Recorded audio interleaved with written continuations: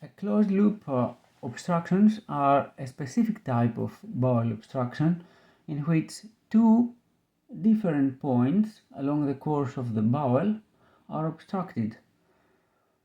Usually the stenotic points are adjacent to each other, but this is not the case in every case. And in this picture we can see the cause of this pathology. It's usually adhesion or internal hernia or a volvulus. Now let's have a look to our case.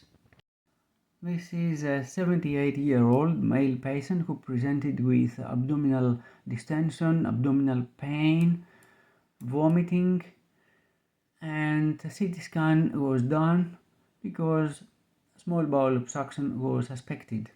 So let's have a general look, scrolling the images, and the primary pathology is significant dilatation of the small bowel.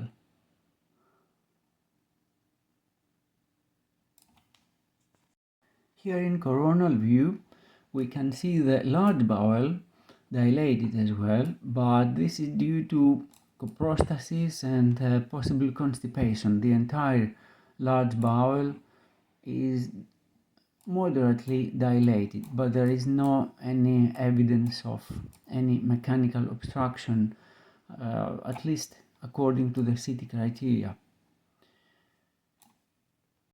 So the primary finding here is small bowel dilatation.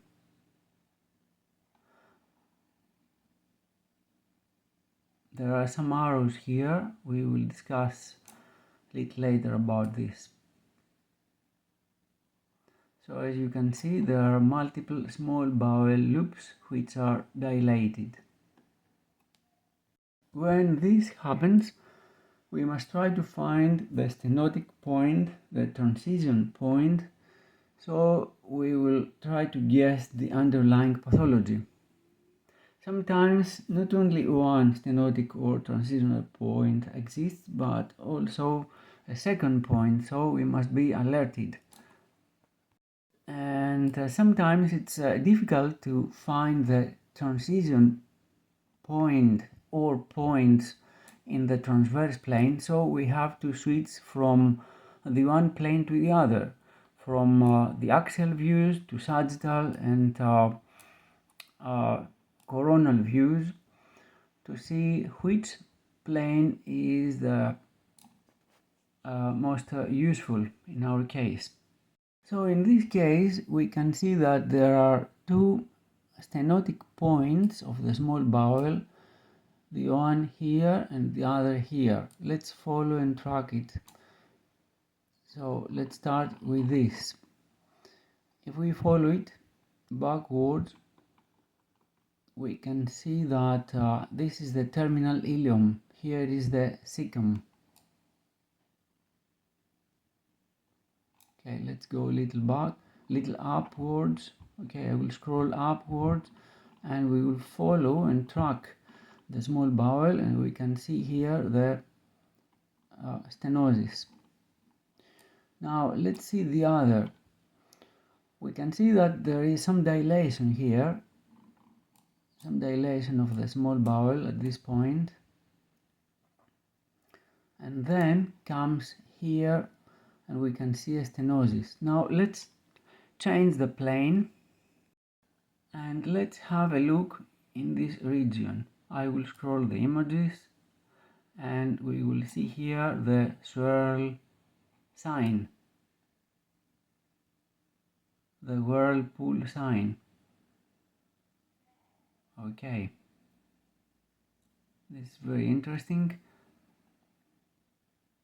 Another point is that the mesenteric vessels are stretched. There is a clustered appearance of the closed loop, with the mesenteric vessels oriented radially towards one point, the point of obstruction, which is somewhere here, around the twist point. So there is concentric appearance and orientation of the mesenteric vessels, radiating towards one point. In this image we can see this loop, which is dilated here and stenotic here, and here is the other point. But now let's switch to sagittal view. So let's have a look at this point here where the arrows are. And as you can see, we can see the stenotic points here. Let's analyze it one by one. So this loop, let's follow it. It goes here, and this is the cecum, so this is the terminal ileum. Okay, and this is the stenotic point, and this is the other loop. So let's follow this loop now. Okay, here is the stenosis, and here is the dilation. It's a jejunal loop here. Very well. Now the most important, do you see any difference in enhancement between the small bowel loops here and here? The answer is yes. The enhancement is normal in this part of the jejunum, but here there is hypoenhancement. That means ischemia.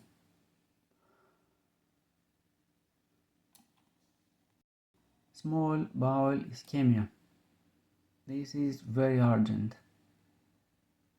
As we can see here, the mesenteric vessels are stretched.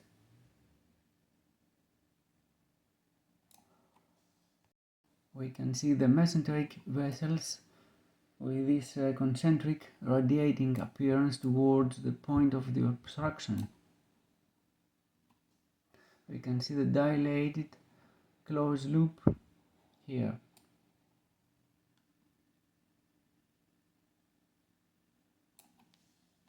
Some secondary findings are free fluid in the abdomen. In any case, we have to check if there is any perforation. So we have to switch to the lung window to see if there is any free air in the abdomen. In this case, there is no any perforation. So, dear friends, this is a case of a closed loop obstruction. This is a specific type of bowel obstruction, as I explained previously. If you have some time, please stay and see some complications, because this patient was operated. Part of the ischemic small bowel was resected, and there is a stoma in this region here.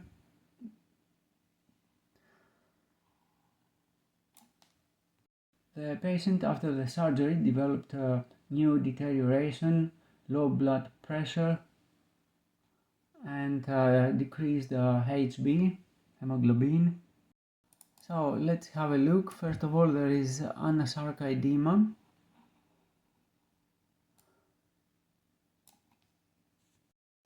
There is free fluid in the abdomen with high density, suggestive of hemoperitoneum.